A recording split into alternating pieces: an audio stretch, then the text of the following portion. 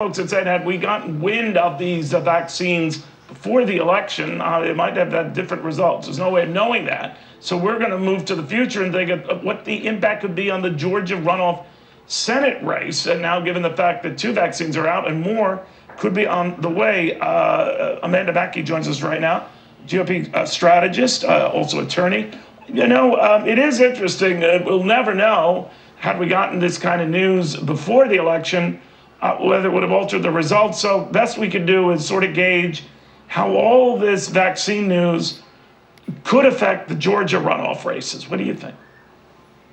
Well, I think it's just nothing short of Nobel Peace Prize winning what we were able to do in record time. And, you know, the kudos really goes to all the companies, you know, HHS and President Trump's putting his CEO skills to the test here and getting multiple vaccines to market. But he had promised this before, and you know, no one seemed to believe him. He said by the elections or around the time of the elections, we're going to have a vaccine. And surely enough, before the end of the year, we've had multiple vaccines that have come to market. And so it's very unfortunate that they you know didn't believe the president, but I think it could have had a dramatically different impact on the president and the race on November 3rd.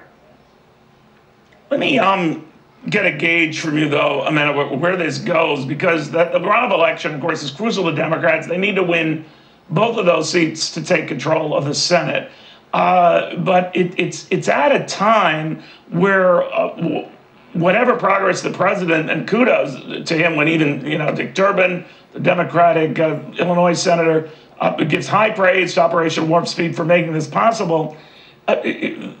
Does the president stomp on his own message by questioning Georgia voting, certainly in the presidential election, and that it might, you know, dissuade a lot of normal Republican voters from participating? Well, look, the president went to Valdosta 2 weeks ago. The vice president was just there last week. Ivanka Trump will be there on Monday. So certainly, you know, the Trump team and the Trump family has been, you know, doing everything in their power to ensure that these Senate seats remain in Republican hands. Most importantly, for President Trump's legacy, you want to make sure that the Senate remains in Republican control, because all the great things that President Trump was able to do in his 4 years, I think a United States Senate that remains in Republican hands is going to be very important to that legacy.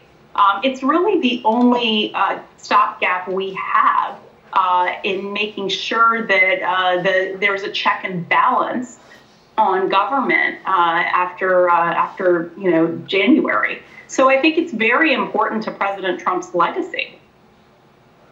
All right, we'll watch it closely, because you do have the question about the voting and whether it's rigged or fraudulent. And then this is very good news on now 2 vaccines out to the public a lot sooner than virtually anyone thought possible. So we will follow it closely right now as we head into our second hour. Growing questions about whether we could get some relief from Washington for COVID-19. Republicans and Democrats say we can. Mitch McConnell, in fact, has ordered